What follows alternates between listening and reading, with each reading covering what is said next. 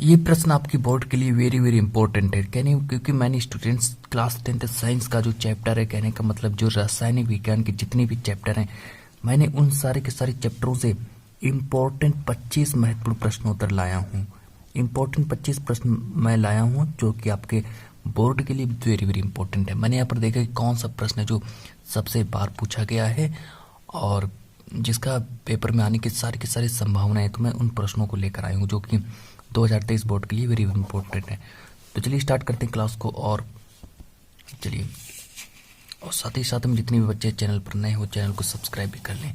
तो चलिए यहाँ पर मेरा देखिए पहला प्रश्न क्या है, मेरा पहला देखिए प्रश्न क्या है, और यहाँ पर हम बहुविकल्पी प्रश्नों के बारे में बात करेंगे। तो देखिए मेरा पहला प्रश्न क्या है, प्रश्न नंबर 1 देखिए कि जो H2S विलयन है, जो H2S विलयन है, विलयन का pH मान कितना होता है। तो यहाँ पर मैं जितना भी H2S विलयन का जो pH मान जो होता है वो कितना होता है, या फिर मेरे को बताना है कि अम्लीय विलयन का pH मान कितना होता है, अथवा करके दिया गया, या फिर यहाँ पर कहा गया कि H2SO4 के जलीय विलयन का pH मान कितना होता है। ये देखिए प्रश्न हमसे 3 तरह से पूछ सकता है, लेकिन इसका जो आंसर है वो सिर्फ एक ही तरीके से देंगे। तो चलिए इसके 4 ऑप्शन कौन कौन से देख लेते हैं। अब इसमें से कौन सा राइट आंसर होगा। नंबर ए ऑप्शन दिया 0, नंबर बी ऑप्शन दिया है 7, और नंबर सी ऑप्शन दिया है 7 से कम, और नंबर डी ऑप्शन दिया है 7 से अधिक।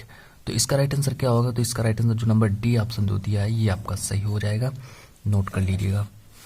अब देखिए और आगे बात कर लेते हैं। अब प्रश्न नंबर जो सेकंड है कि शुद्ध जल का pH मान कितना होता है। तो शुद्ध जल का pH मान कितना होता है, तो नंबर, अब देखिए यहाँ पर 4 ऑप्शन भी आपको देखने को मिलेंगे कि शुद्ध जल का pH मान कितना होता है। नंबर ए ऑप्शन दिया 0, नंबर बी ऑप्शन दिया 1, और नंबर सी ऑप्शन दिया 7, और नंबर डी ऑप्शन दिया 4। तो अब शुद्ध जल का pH मान कितना होता है, तो 7 होता है, 7 को सही कर लीजिएगा। अब प्रश्न नंबर 3 के बारे में बात करते हैं। प्रश्न नंबर 3 कह रहा है कि जो धावन सोडा का जो रासायनिक सूत्र है, अब यहाँ पर हमको धावन सोडा का रासायनिक सूत्र भी बताना पड़ेगा। तो देखिए यहाँ पर धावन सोडा का रासायनिक सूत्र क्या होता है, सारे के सारे बहुविकल्पी प्रश्न रहेंगे, ठीक है। अब देखिए धावन सोडा का रासायनिक नाम क्या है। तो नंबर ए ऑप्शन दिया NaCO3, और नंबर बी ऑप्शन दिया CaOCl2, नंबर सी ऑप्शन दिया Na2CO3.10H2O, नंबर डी ऑप्शन दिया NaOH। तो इसका जो राइट आंसर होगा नंबर सी को सही कर लीजिएगा, Na2CO3.10H2O सही हो जाएगा। अब चलिए नेक्स्ट प्रश्न देखिए क्या है कि धावन सोडा का रासायनिक नाम क्या है। तो धावन सोडा का रासायनिक नाम है, अब देखिए यहाँ पर आपको फिर से 4 ऑप्शन दिए। नंबर ए ऑप्शन दिया है sodium chloride, number B option दिया sodium bicarbonate, number C option दिया है सोडियम कार्बोनेट, और नंबर डी ऑप्शन दिया है सोडियम हाइड्रोक्साइड। तो इसका राइट आंसर क्या होगा, धावन सोडा का रासायनिक नाम क्या होगा। तो धावन सोडा का रासायनिक होगा सोडियम कार्बोनेट, ठीक है। अब धावन सोडा का रासायनिक नाम, अब देखिए यहाँ पर प्रश्न नंबर 5 की ओर बढ़ते हैं। प्रश्न नंबर 5 को देख लेते हैं, और प्रश्न नंबर जो 5 वो देखिए क्या कह रहा है। प्रश्न नंबर 5 देखिए क्या कह रहा है कि पेयजल को जीवाणु रहित करने में प्रयोग किया जाता है। जो पेयजल जो है उसको जीवाणु रहित करने के लिए किसका प्रयोग करते हैं। तो नंबर 4 ऑप्शन आपको देखने को मिलेंगे, जिसमें से आपका राइट आंसर क्या होगा। अब यहाँ पर देखिए CaOCl2 दिया है, फिर दिया है CaCO3 दिया, फिर दिया NaCl, और Na2SO4 दिया। अब देखिए इसका राइट आंसर क्या होगा।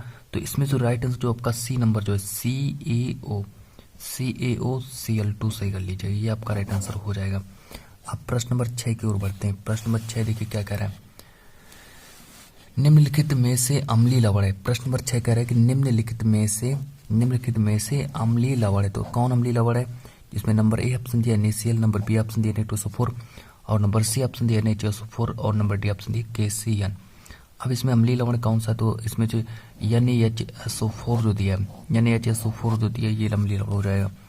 प्रश्न नंबर 7 देख लेते हैं। प्रश्न नंबर 7 देखिए क्या कह रहे हैं कि जो एंटीमनी है, एंटीमनी क्या है। तो एंटीमनी क्या है, नंबर ए ऑप्शन दिया धातु, नंबर बी ऑप्शन दिया अधातु, और इसमें जो नंबर सी ऑप्शन जो होगा ये आपका सही हो जाएगा कि एंटीमनी है उपधातु है एंटीमनी।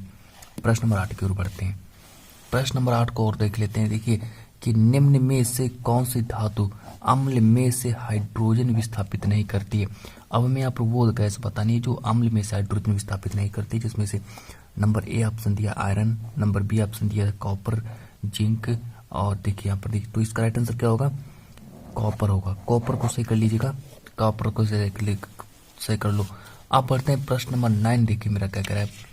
प्रश्न नंबर 9 की ओर बढ़ते हैं।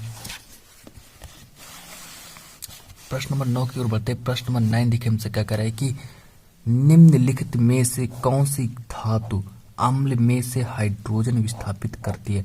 अब यहाँ पर वो गैस पता नहीं जो अम्ल में से हाइड्रोजन विस्थापित करती है, जिसमें से आपको यहाँ पर 4 ऑप्शन देखने को मिलेंगे। नंबर ए ऑप्शन दिया Mg, और number C Pt, number B COHD। तो इसमें जो ऑप्शन नंबर ए जो होगा वो सही हो जाएगा। तो कौन सा नंबर सही होगा? Mg प्रति Zn, ये आपका सही हो जाएगा। मैग्नीशियम और जिंक सही हो जाएगा। प्रश्न नंबर 10 को देखिए। प्रश्न नंबर 10 कह रहा है कि ब्यूटेनोन में, जो आपका ब्यूटेनोन है, ब्यूटेनोन में क्रियात्मक समूह कौन सा? तो ब्यूटेनोन में क्रियात्मक समूह देखिए CHO दिया, फिर OH दिया है, फिर ये COOH दिया। तो इसमें देखिए नंबर सी ऑप्शन जो दिया है ये देखिए, ये आपका सही हो जाएगा COO। ठीक है, इन चिन्हों का भी सही से प्रयोग करना है कि ये देखिए ग्रेटर देन, ये देखिए चिन्ह लगा है, तो इन चिन्हों का भी प्रयोग सही से करना है। अब प्रश्न नंबर 11 की ओर बढ़ते हैं। प्रश्न नंबर 11 देख लीजिए क्या कह रहे हैं कि जो एसिटिक अम्ल है, अब एसिटिक अम्ल का हमें यहाँ पर IUPAC नाम बताना है। एसिटिक अम्ल का हमें यहाँ पर IUPAC नाम बताना है, जिसमें से आपको 4 ऑप्शन देखने को मिलेंगे। नंबर ए ऑप्शन दिया है एथेनोइक अम्ल, नंबर बी ऑप्शन दिया है मेथेनोइक अम्ल, और नंबर सी ऑप्शन दिया है मेथेनल, नंबर डी ऑप्शन दिया है एथेनल। अब इसमें नंबर ए जो होगा आपका सही हो जाएगा। अब देखिए प्रश्न नंबर बात करते हैं 12। प्रश्न नंबर 12 को देख लेते हैं कि जो लिथियम है वो विकर्ण संबंध दर्शाता है। लिथियम विकर्ण संबंध किसके साथ दर्शाता है? तो लिथियम हमेशा विकर्ण संबंध मैग्नीशियम के साथ दर्शाएगा। मैग्नीशियम के साथ दर्शाता है। नंबर 12, क्वेश्चन नंबर 12 तक हम बात कर चुके हैं। बढ़ते हैं प्रश्न नंबर 13 की ओर। सारे के सारे प्रश्नों को लिखते भी चलिएगा। प्रश्न नंबर 13 को देख लेते हैं। प्रश्न नंबर 13 देखिए क्या कह रहा है। प्रश्न नंबर 13 यह कह रहा है कि निम्नलिखित में से कौन सी धातु बतानी, जो कौन से तत्व जो विद्युत ऋणात्मक तत्व है ना, जो विद्युत ऋणात्मक तत्व। प्रश्न करें कि निम्नलिखित में से कौन अधिक विद्युत ऋणात्मक तत्व, कौन है ऐसा जो अधिक विद्युत ऋणात्मक तत्व? तो नंबर एफ को सही कर लीजिएगा। अब देखिए यहाँ पर एसीटोन का एसीटोन का IUPAC नाम पूछा गया, जिसमें से नंबर ए ऑप्शन ब्यूटेनॉन दिया, फिर दिया ब्यूटेनॉल, प्रोपेनॉन को सही कर लीजिएगा। प्रोपेनॉन आपका सही हो जाएगा कि जो जो एसीटोन का जो IUPAC नाम का होता है प्रोपेनॉन को सही कर लीजिएगा। प्रश्न नंबर 15 की ओर बढ़ते हैं कि प्रोपेनॉल में क्रियात्मक समूह है। अब देखिए प्रोपेनॉल में क्रियात्मक समूह कौन सा होता है? तो CHO को सही कर लीजिएगा, ये आपका राइट आंसर हो जाएगा। अब प्रश्न नंबर 16 की ओर बढ़ते हैं। प्रश्न नंबर 16 देखिए कि एसिटिक अम्ल में कितने H परमाणु होते हैं? तो नंबर ए ऑप्शन दिया 1, नंबर सी ऑप्शन ए अब देखिए 3, 2, 4, 1 को सही कर लीजिए, ये आपका सही हो जाएगा। अब प्रश्न नंबर आगे हम बात कर लेते हैं। प्रश्न नंबर नेक्स्ट देखिए क्या कह रहा है मेरा।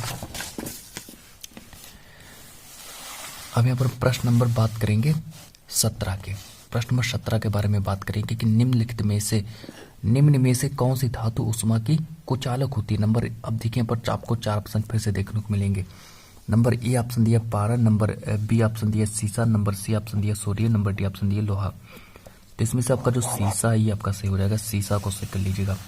फिर प्रश्न नंबर 18 हमसे पूछा गया है कि जो जस्ता धातु है वो हाइड्रोक्लोरिक अम्ल से क्रिया करके कौन सी गैस निष्कासित करती है? जो जस्ता धातु है वो हाइड्रोक्लोरिक अम्ल से मतलब क्रिया करके कौन सी गैस निष्कासित करती है?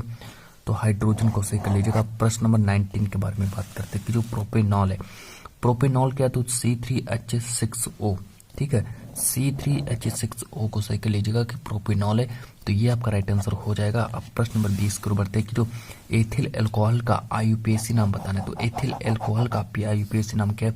तो नंबर बी जो है आपका सही हो जाएगा, एथेनॉल को सही कर लीजिएगा। अब ये आपका गलत हो जाएगा, ये भी गलत, ये भी गलत। अब बढ़ते हैं प्रश्न नंबर 21 की ओर। प्रश्न नंबर 21 को देख लीजिए क्या कह रहा है। प्रश्न नंबर 21 ये कह रहा है कि जो आपका यहाँ पर प्रोपेन का रासायनिक सूत्र पूछा गया है। प्रोपेन का रासायनिक सूत्र क्या होता है? तो हमें यहाँ पर प्रोपेन का रासायनिक सूत्र भी बताना पड़ेगा, जिसमें से आपका जो सी नंबर है C3H8 को सही कर लीजिएगा, ये आपका राइट आंसर हो जाएगा। ठीक है, 4 ऑप्शन में कि आपको एक राइट आंसर भी छाटना पड़ेगा। अब क्वेश्चन नंबर 22 को देखिएगा। क्वेश्चन नंबर 22 कह रहा है कि निम्न में से एल्डिहाइड है। एल्डिहाइड कौन है? जिसमें से आप नंबर ए ऑप्शन दिया मेथेनल, पे दिया एथेनल, मेथेनल दिया, एथेन दिया, तो मेथेनल को सही कर लीजिएगा। निम्न में से एल्डिहाइड है तो मेथेनल एक एल्डिहाइड है। अब प्रश्न नंबर 24 के बारे में बात करते हैं कि जो C2H6 है, जो आपका C2H6 है, C2H6 का हमें यहाँ पर IUPAC नाम बताना है, ठीक है, जिसमें से आपका जो नंबर E जो है मेथिन को सही कर लीजिएगा, ये आपका राइट आंसर हो जाएगा। फिर 25 आज के इस क्लास का लास्ट प्रश्न के बारे में बात करते हैं कि जो फार्मेल्डिहाइड का IUPAC नाम क्या है। तो फार्मेल्डिहाइड का IUPAC नाम क्या है, तो चलिए अगर फार्मेल्डिहाइड का जो IUPAC नाम है वो आपका नंबर ए ऑप्शन दिया है फार्मेल्डिहाइड, और फिर नंबर बी ऑप्शन दिया है एथीन, फिर दिया आपका मेथिनल, और फिर देखो क्या दिया है एथाइन, फिर दिया आपका एथाइन। अब देखिए इसमें जो राइट आंसर क्या होगा, तो एथाइन को सही कर लीजिएगा, ये आपका राइट आंसर होगा। सो दोस्तों अब स्टूडेंट्स मिलते हैं नेक्स्ट वीडियो में। आज की इस क्लास को इतना ही रखते हैं।